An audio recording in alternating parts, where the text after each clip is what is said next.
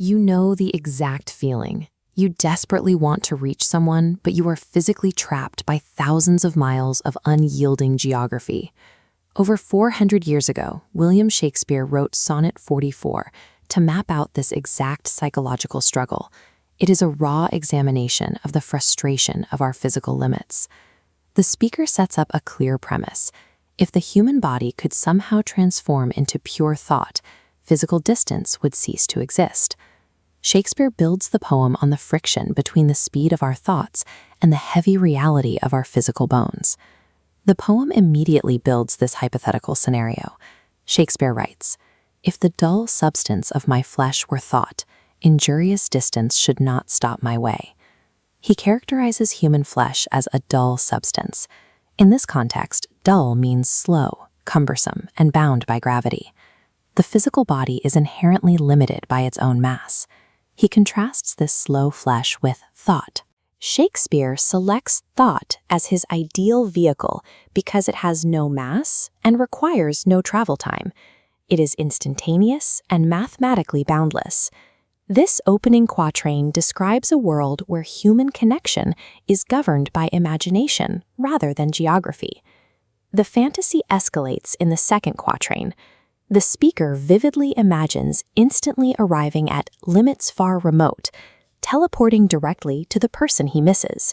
He relies on nimble thought to cross vast expanses of space.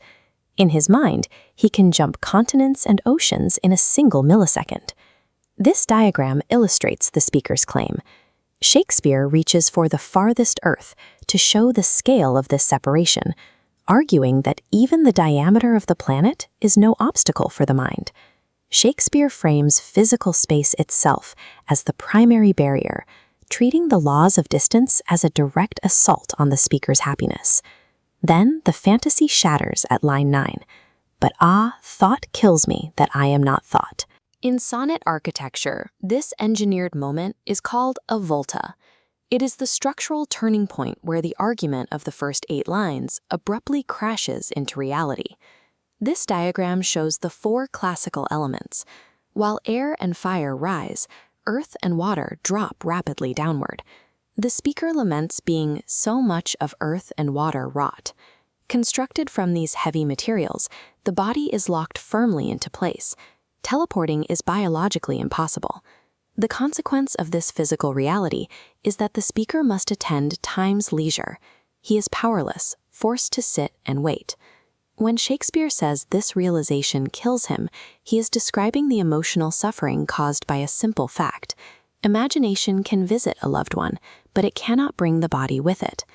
The final 2 lines reveal the ultimate, inescapable result of possessing a heavy, earthly body.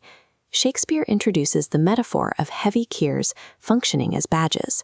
These tears are visible, undeniable physical evidence of an internal, invisible suffering. He calls these tears the badges of either's woe. That specific phrasing establishes a shared, mutual pain between both isolated individuals. The poem lands on a bleak conclusion. The human body gains nothing from this immense physical distance, except the biological reality of crying. We live in an era of instant video calls and global messaging networks, yet that exact historical pain remains entirely intact. Modern technology allows our thoughts and voices to cross oceans in milliseconds, but our physical bodies remain bound by the same laws of physics that Shakespeare mapped out 4 centuries ago. The deepest sorrow comes from the simple fact of the mind easily reaching a destination that the body cannot physically occupy.